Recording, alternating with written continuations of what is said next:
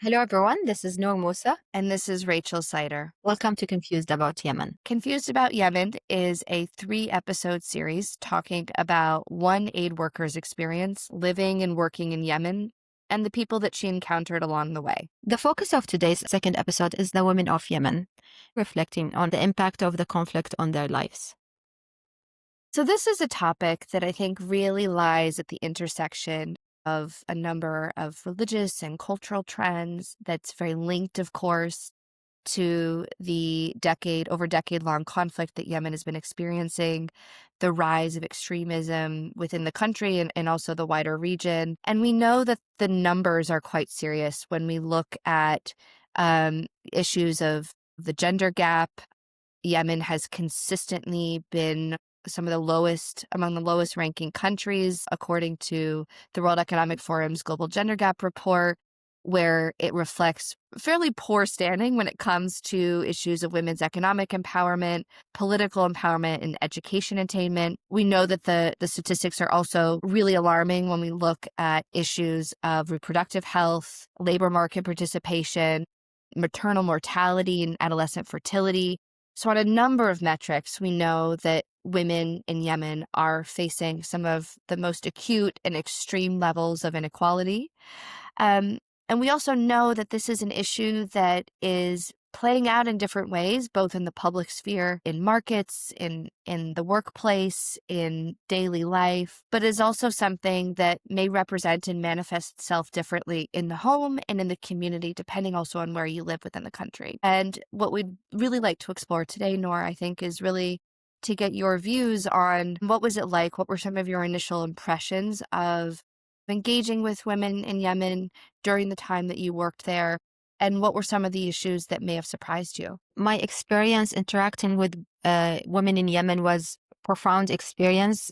It deeply impacted me. Having the opportunity and sharing similar language and gender helped a lot. Having one-on-one conversations with some colleagues and also females I met in the field, and being in group conversations with multiple Yemeni females where I was listening to their stories, to the challenges they were experiencing, to their dreams and ambition. I felt I've learned a lot, and their stories touched me in a way that I feel it's worth sharing with the world to learn more about them, because I was privileged to have that connection.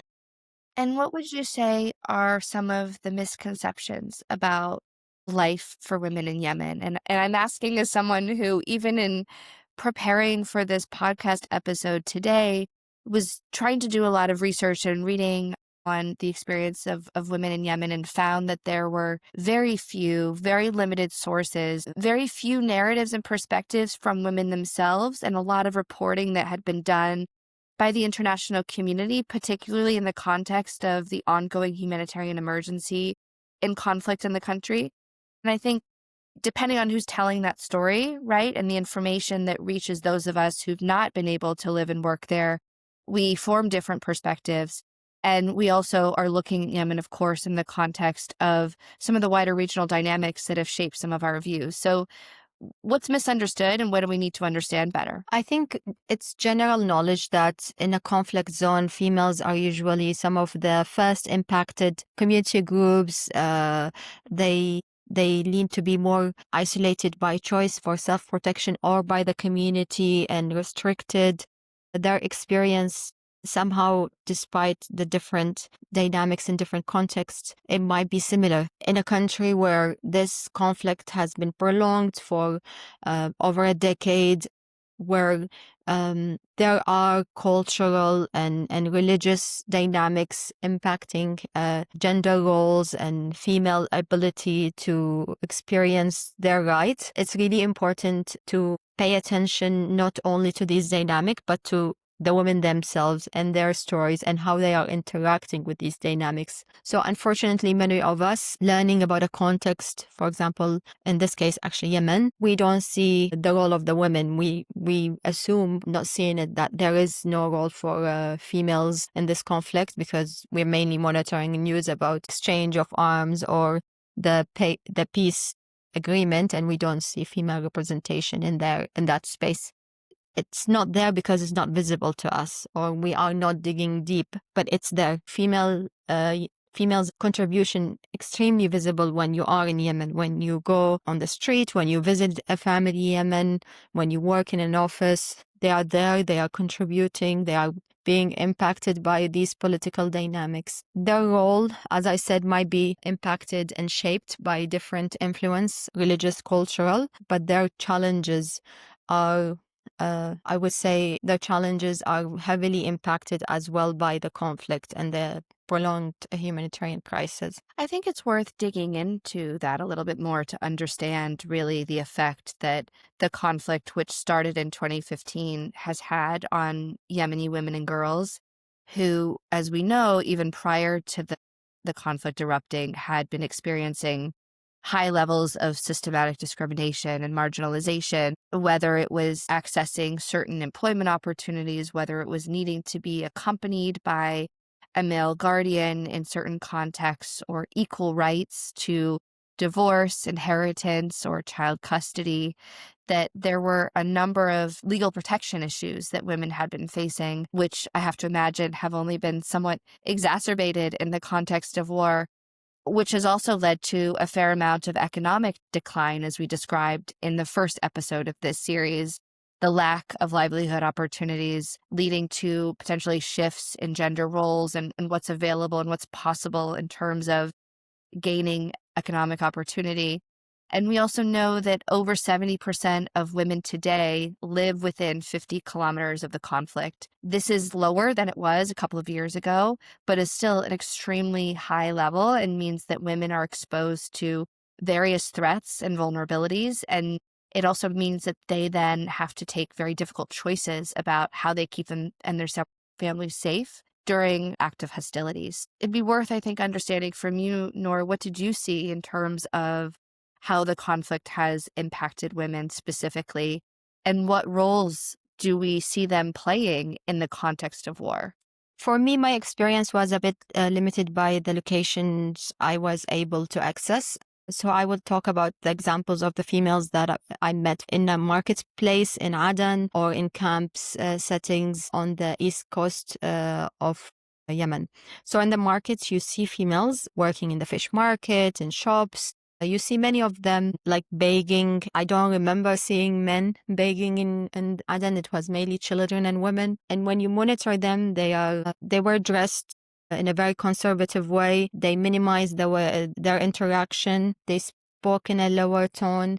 When you see them yelling at the children, they were yelling, but when they interacted with you, they were speaking in a very low tone. So you can feel that the discomfort from their side doing this, and you can feel that they know there are safety risks to them, but there are challenges accessing better opportunities. When you are in a city, you're very limited and you don't have the skills to work in the public or the private, or skills and opportunities. But when you go, for example, and drive across villages and go to camp settings, you see females farming, also fully covered in black. Sometimes there are different shades of black or gray, but fully covered under the hot sun in the south. And they're working, some of them work multiple shifts, take a break, then go back to the field farming, taking care of the animals, very hard labor. And that's the access that they have to livelihoods. Some of them, and it's really very great to see that some of them, hoping that they get a job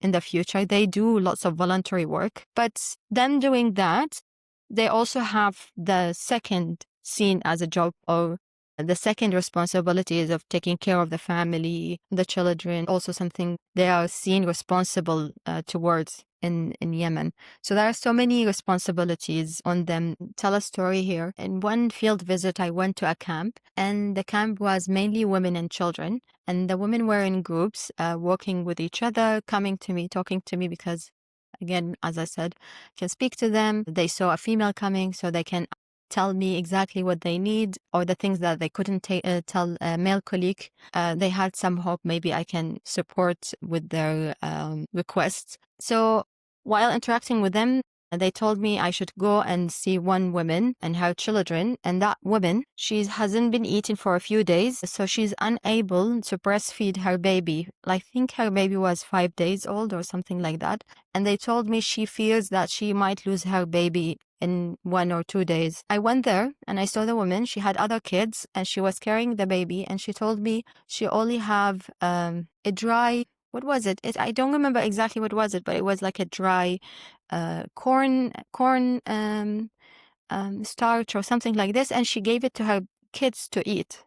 So she hasn't been eating and she doesn't know what to do with her child. There is a health clinic that comes every once a while and she's waiting for them. But while I was leaving that camp, I reflected that I haven't seen men there. It was mainly women and children. Some of them go fish during the day to bring food to their family because the camp was on the sea.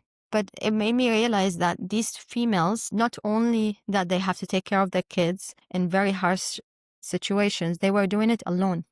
Their husbands weren't there. And when you dig deeper into it, probably, and in many cases, their husbands are armed men on the front lines. And this camp, I was taking there because our teams told me this is the third time they moved this camp because of the change in the front lines. So these people have been moving for a few months every time the front line change.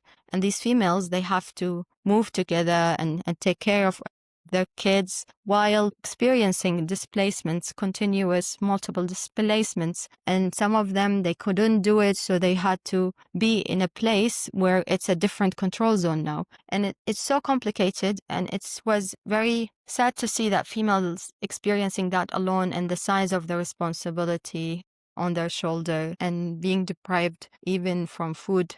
It was, and I think is still up to this moment, something many of Yemeni women in harsh situations is still experiencing. So I think what's really powerful in what you're saying, Noor, is the difficult choices that women have to make in the context of war to protect their families, to protect themselves, to ensure that they can access safety in services, and also that they can gain some form of access to employment where it's possible, right? And all of this, I think, is wrapped up in questions of education. To what extent have women been able to sustain and stay engaged in learning? And we know that the levels of education for women are extremely low compared to global standards, with women really only being able to access an average of 3.6 years of schooling. That's certainly improved in the past couple of years. But if you compare that to where you're from in Iraq, it's higher there. It's certainly higher in the United States, where I've come from. But I think also that the labor market participation is also affected by the opportunities that are available in the war, and women then being able to have other forms of financial security and stability that's independent from maybe their male partner or male family members. Questions of having an access to a bank account, individual or joint, or other forms of financial independence are really low for women as well, and have only been worsened, I think, as the war has played out. And a lot of the institutions that we're talking about to be able to provide these services have themselves been impacted and their delivery disrupted. And I'd be curious to hear maybe some examples of the economic opportunities that women have been able to forge, whether on their own through entrepreneurial energy and spirit, or because the roles that women can fulfill are new and distinct as a result of the conflict dynamics. Um, I think, like in any context, you find females in the public sector, and I've found this in schools and the health sector. Also, when you go on ministerial meetings, you find them managing teams and working within the government structure.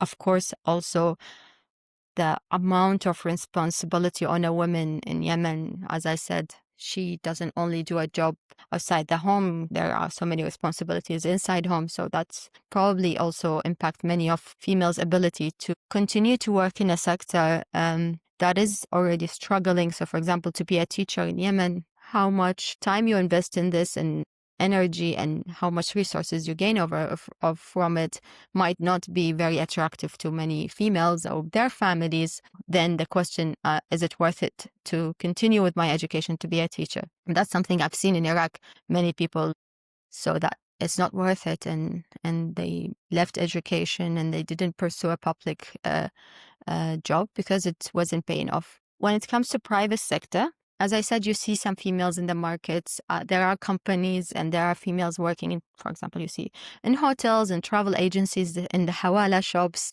The organization I was working with, they had a livelihood project with female participants. So I went and I visited a few of the females. So I visited this female who doesn't know where her husband is for the last 2 years. He went to the front line and she doesn't know. And she's taking care of her kids, and she benefited from the project by getting a small grant. She bought a few cows and she's raising them, hoping that with the money she gets, she's sending her kids to school already, but she's hoping to send another one. So I think she had 3 kids. She already sent 2, and she wants to make more money to send the daughter as well. And that was very inspirational for me, but she prioritized the boys. And obviously there are reasons for that, like employment, easy access to school is safer maybe for a child, seen safer or seen less dangerous for a boy to travel on foot for long distance to reach a school in a rural area than for a girl, where the mother have to invest some time to go and take her and come back, or invest in a car driver to take her. So that also impacts girls' education, is how willing the family is to invest in their education. And that woman was one of the cases. She was trying to make the money to send all her kids to school, and she was living in we call them temporary shelters. They have the lifespan of 2 years, and I think she's been there for over 5 years. It was made of wood, and in the south of Yemen is super hot. It was very unbearable even to go walk in to see their space, but they've been there for a long time. And she wants to make some more money also to make some fixes to the space. Another female I met was making bukhur, and Yemeni bukhur is amazing. Like, you put it on and the smell is amazing, but it's so toxic. Like, to make it at home, you inhale so many toxins, and many females in Yemen do this as kind of source of income because it's easy. You can do it at home, and as a female, this is safer for you. This is maybe the space you're allowed to work from, and you can buy it from the shops. It's everywhere. It's sold, and many females make it, but it is not really healthy for them to do that. And making it at home, the safety measures are almost non-existent. I met also a shop owner. That story was a bit sad for me because she was a young woman. She opened a small shop to help her father and brother. She only had them. She lost her mother, and her father is too sick. She needs to take care of him, but he's too sick to take care of her brother, who is disabled, but he still do it. So he takes his son to the hospital. And so she wasn't mentally in a very good state because she was worried the whole time. I was speaking to her. She says the whole time she's working, she's worried about her father now and brother, and wish that she has time to take care of them. But she has to work, and she wishes that also the money she makes from working does not all go just to treat her brother and father now, but also for her to go back to education because she really wants to finish the nursing school and become a nurse. And she was crying while telling me that. And she's one of the females that I was able to speak to because I was another female and I was speaking Arabic, and I asked her, and because she felt comfortable to speak to me, you can see her knowing that there's so much that she is responsible for, that she has to put her dreams aside. So I wanted to give these few examples, but also talk about how it's also interesting to see most of the working women are more between their 40s, 50s, or even older. Because they are older, they can maybe feel less at risk interacting with outsiders, like men or people from outside the family. So they have more flexibility working outside home. While younger females, due to lack of education, lack of skills, and also because they are younger, sometimes when they cannot support their family economically, they become actually victimized for it. So there is more domestic labor on them and even experiencing stigma for not supporting their family and also violence because of that. And that's also something we definitely have to keep in mind, that age is also a factor in female experience and their ability to interact with the job market or the the market itself in a context that is a bit restrictive of females. There's something really powerful in what you're saying, which is also about the short-term and long-term trade-offs of some of the choices that women have to make in these contexts, right? And I think what's really difficult to hear in what you're saying is that choices that are made today about survival, about meeting basic needs in the midst of a humanitarian crisis, have significant and profound long-term consequences. And this is really clear in how you described education and the writing off of a future opportunity, but also in the employability of someone in the future in what could become a large scale recovery, reconstruction, and hopefully peaceful and stable Yemen down the road. It also, I think, points to some of the intergenerational consequences of these choices, right? When mothers and other family members are having to make decisions that then will impact upon their children and future generations. And what does that look like in the context of future recovery and peace building? I wonder too if maybe we can turn a little bit to what does this mean in terms of the toll that this takes on women from more of an emotional and physical side. And I have to imagine just the struggle of getting through daily life and all of the difficulties that you've imagined, they have other ramifications too. You can see this in, as you said, in an emotional way, in the way females there express their frustration with certain practices. So, for example, the acceptance of being verbally and physically abused by not only your husband, but also family members because you're not contributing to the family financially. You're seen as consumer while you are taking care of the kids and providing so much support domestically. Something I hear from females I met is like they are being violated not only by their husband but also family members.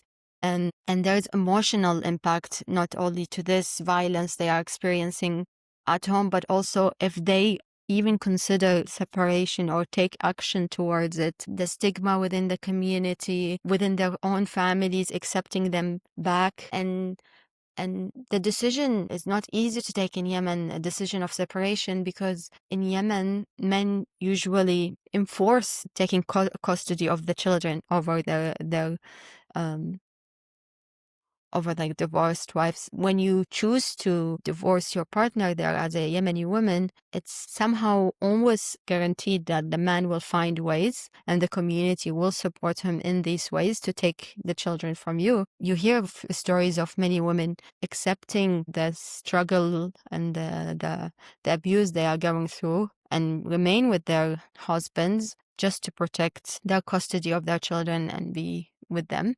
And in Yemen also, it's very common for men to have multiple wives. So that's also something many of the females have to accept, that their husband is marrying a second and a third wife, you becoming a second or a third wife, and that comes with consequences. So not only you are getting less resources, less support, you're getting this translates to more responsibility where you have to spend more time at home alone raising your children and finding ways to support your family economically when there are gaps and there are different dynamics will come from the other wives or your husband, the kids from the other wives. So that's not easy thing for a woman that is already experiencing conflict and economic deprivation to also experience domestic challenges with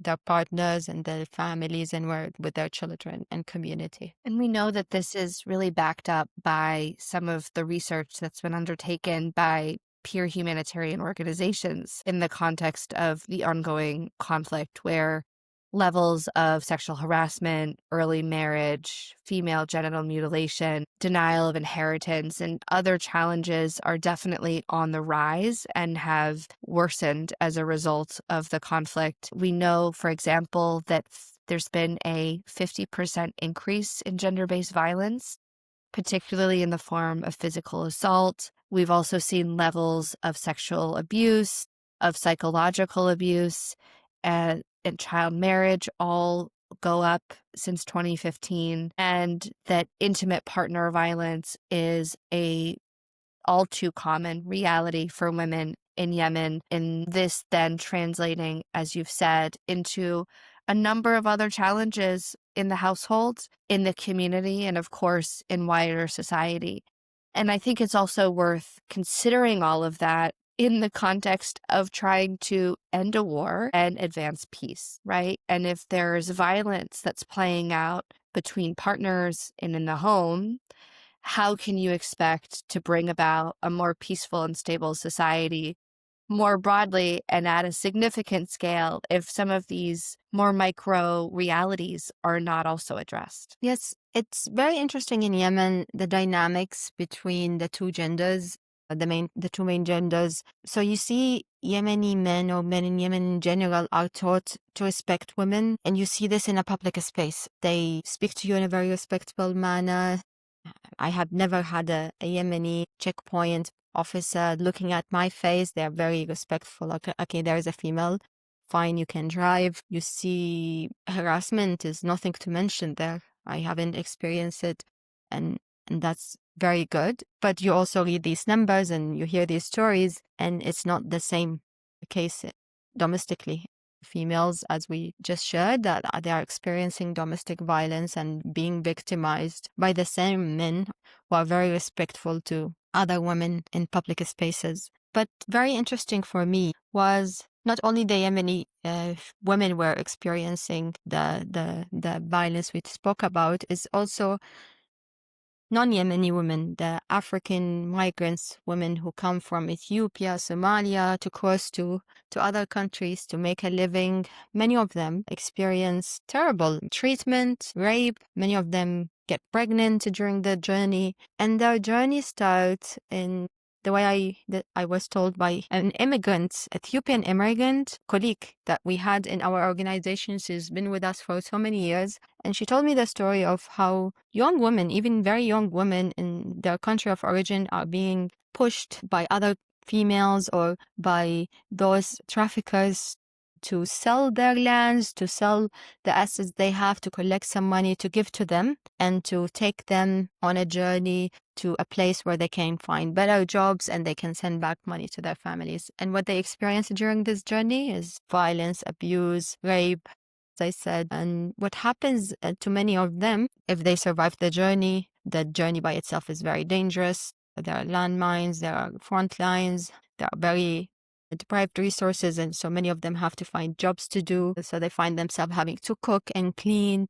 and slave for these traffickers or for other people. And when they try to cross borders, it's very dangerous for them. But those young ones, the ones who get physically abused and raped, some of them get pregnant. And we had cases when we heard the traffickers or people from the community finding a woman, an African immigrant, in the street, young, pregnant, beaten up, in urgent need for medical assistance, and calling for help, calling NGOs to come and help this woman. And you just see her there alone and being abused with very little help. If the NGO can help her and can reach in time, medical attention is the only thing you can give for now. And then there are programs to ask them if they want to go back and to help them return to their country of origin. But what happens to them there?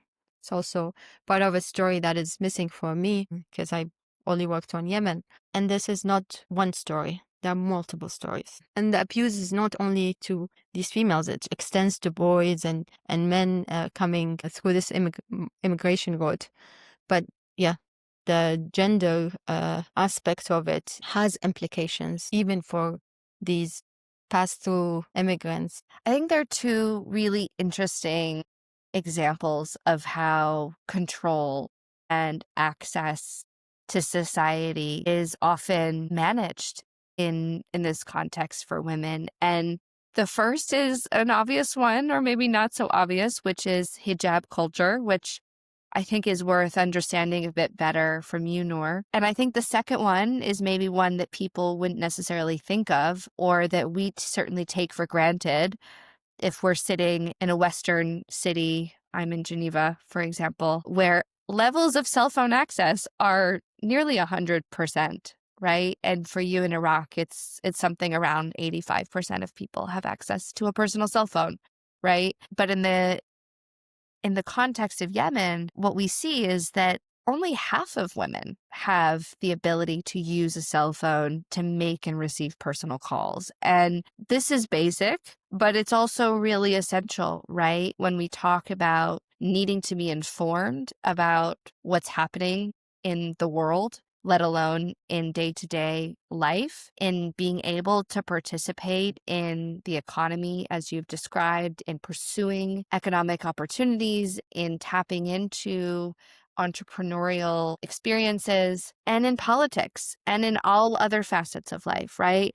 And I think it's an interesting lens to look at both the limitations that women continue to experience and some of the real concrete barriers that remain to enabling that type of participation and empowerment that Yemen was on the trajectory to achieve before the war and has the potential to return to. And it's also impact those who want to interact with these women.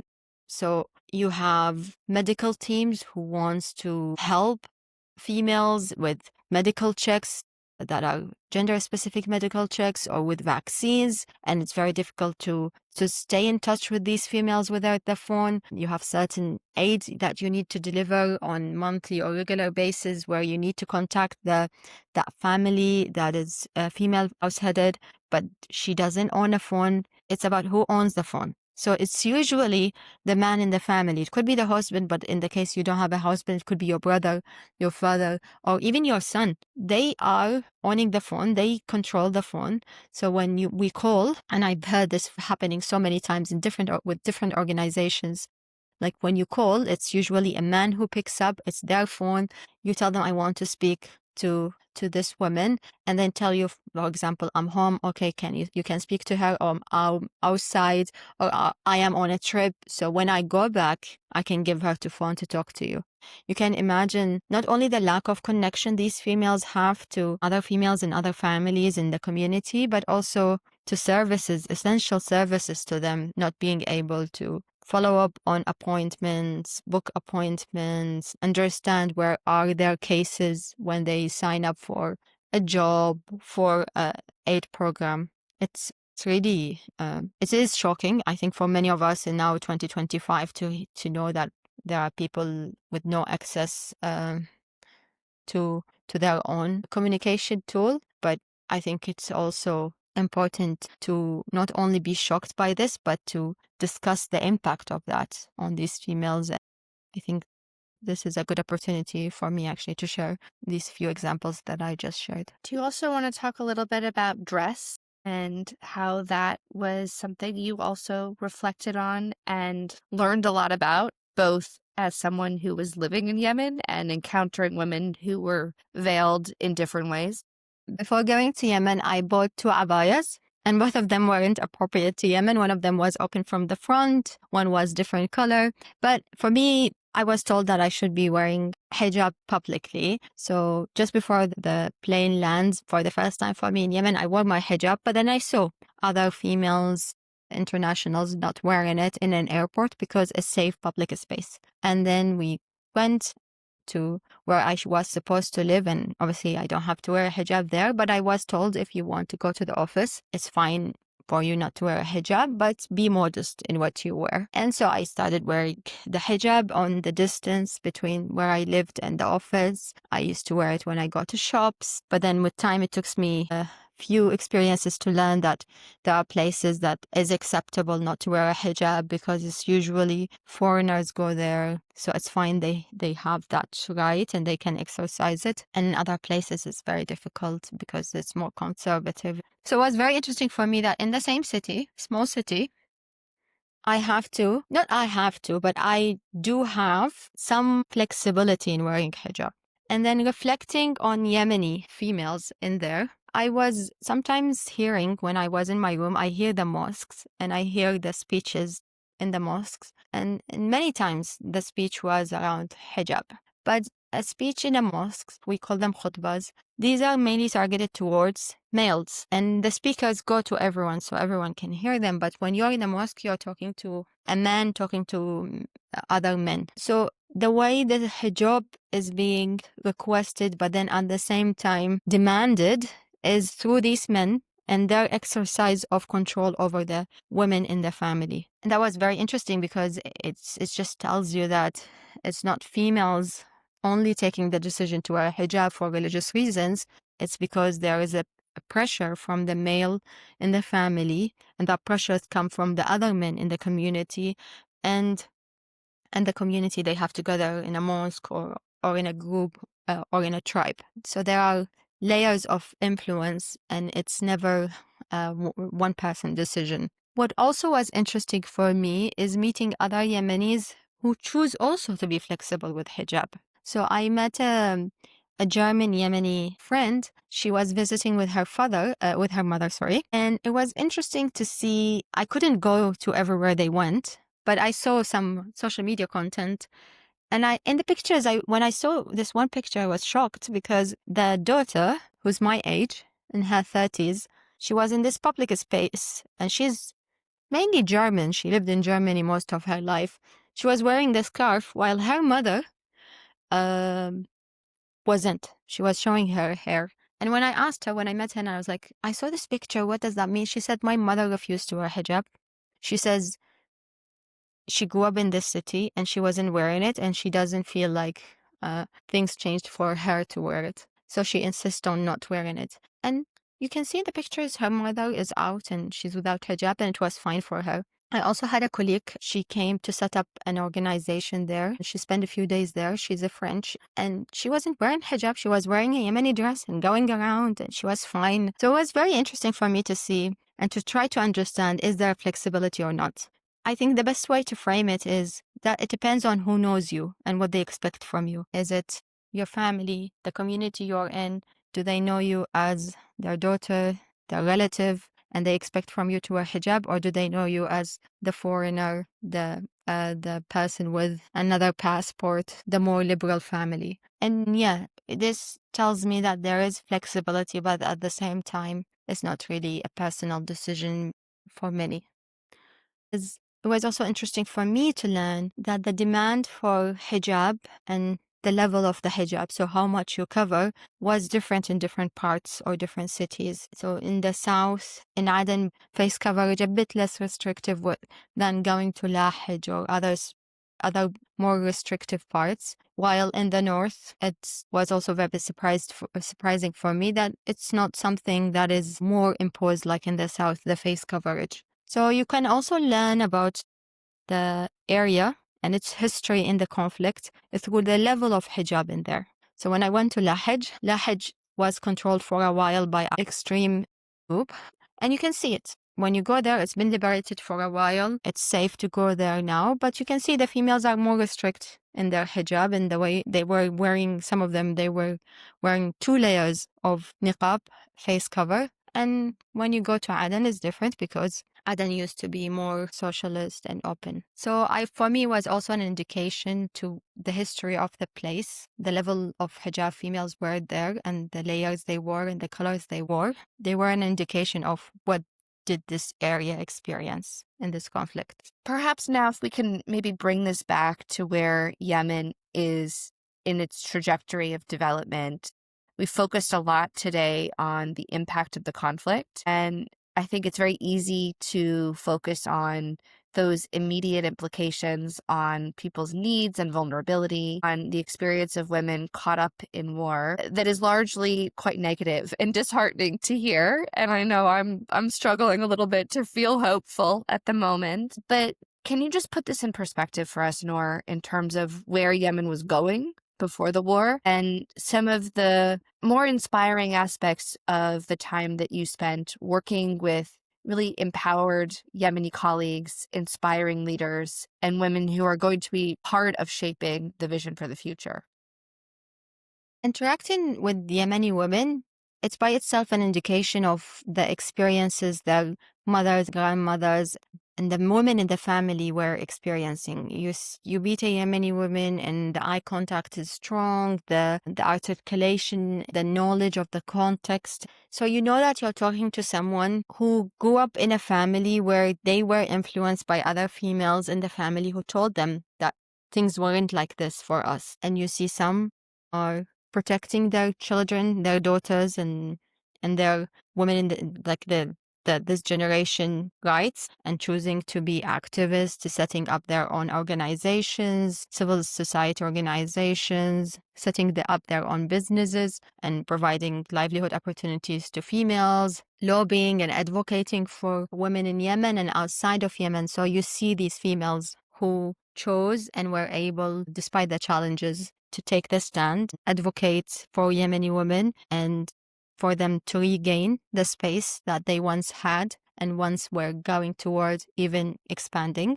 But you also see the other ones who were caught up in that conflict, very limited resources, very limited access to opportunities to learn and engage and expand, and very limited access as well to safety network. Yemen remains in isolation. It's living in a village. You don't know who to reach out to, how to get assistance. There is very little infrastructure when it comes to social protection facilities related to females experiencing violence, domestic or even political violence. So that infrastructure also impacts the experience of those who are unable to regain some of that power. But for me, despite all of this, there is hope, and you can already see it when you go there, that political rights, civil rights are protected in many parts that are more stable. You see females are able to finish their education, they are able to find jobs in the public and private sector. The law is not restricting them in many parts. There are certain laws or policies or even social contracts in certain parts that are restricting these rights for sure.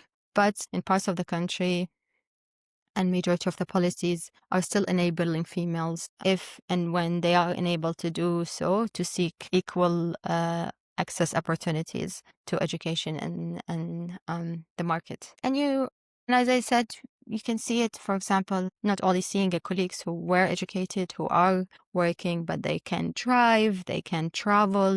In the South, for example, they can book a ticket and go. If they get a visa to somewhere, they can go and do this. But in the North, it's a bit different. The Mahram policy, you have to travel with a male family member. But in the South, it's different. So many females tend to come to the South to travel alone. So there are ways around it. And those who wants to find these ways, they can. But I think this goes back to the point that the more this conflict persists, it's now maybe not an armed conflict, but it is definitely a political conflict. But the more it gets prolonged, the more these spaces get challenged and hopefully not, but shrink for these females. So looking ahead, I think there is hope because there is a strong civil participation despite the challenges. You hear the Yemeni female voices, and if you want to learn more, you can. If you search into it, there are very, very strong females talking about issues in Yemen and the gender issues as well. But yeah, we have to make sure that we think about this conflict and its implications on these spaces and these voices. So there's a lot that we've unpacked today, and it leaves me with a few really compelling impressions about the situation for women in Yemen today and in the context of the ongoing conflict. And I think the first point is around the levels of vulnerability and increasing humanitarian need that women and girls are facing, especially because of the war and the impact that it's having on a range of issues, from accessing healthcare and the high rates of maternal mortality because of a lack of access of prenatal and emergency obstetric care, the restrictions on freedom of movement and what that means in terms of the ability to access safety, the high levels of women who are displaced. 80% of displaced Yemenis today are women and children, and a quarter of those are female-headed households. And so there are particular vulnerabilities and needs that are being felt by women and girls that do need to be addressed today by humanitarian organizations and in the context of broader conflict resolution. I think the second point in what you've shared with us, Noor, is really around the ways in which the ongoing conflict is increasing restrictions on women and translating into some significant cultural shifts that could have longer term consequences, reshaping some of the norms and cultural traditions around how women's rights are expressed and reinforced in their domestic environments, in their interactions with members of the community. And as we see women inhabit different roles in society, it leaves us to question whether those roles will remain and whether some of the protective mechanisms that we've seen to try to stay safe, to censor, to restrict exposure to certain harms or risks will become much more crystallized in the culture. And then what does that mean for access and future progress? And I think the third and most uplifting of all points is really what you shared with us towards the end of the episode around the fact that when there is space for women to participate, to engage, to contribute, they will seize it, right? And really the question here is about how can we grow that space in the market, in the economy, in the workplace, in the home, and in community for women's voice to not only continue to be audible, but rendered more influential in shaping policy and daily life and in contributing to the future peace process that may have stalled, but has traditionally included a women's voice and component to it. Thank you very much, Rachel, for this. And I really hope that this conversation has helped those listening to this podcast understand why we dedicated this time to talk about the women in Yemen.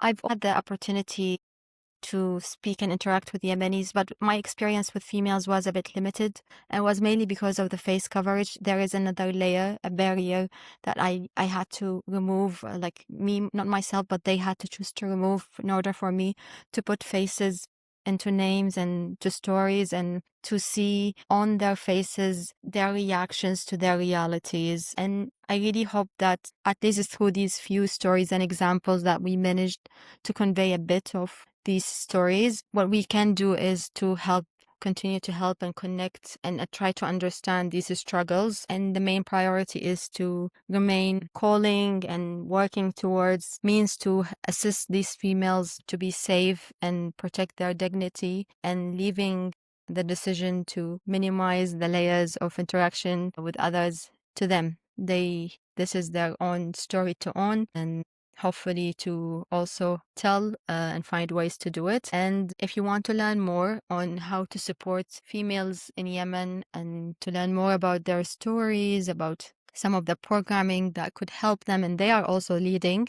please read the notes section of this podcast. So then what can we expect in our third and final episode, Noor? So the next episode will be about the future of Yemen. We don't know the future of Yemen, and everybody cares about Yemen, wants to see how it's going to be unfolding, the status of the conflicts, where is the peace process now, what these economic conditions, what do the Yemenis think about them, and try to understand all of that and unpack it together in a way that we can also reflect what Yemenis think about these elements. So thanks for listening, and we hope you'll join us next time.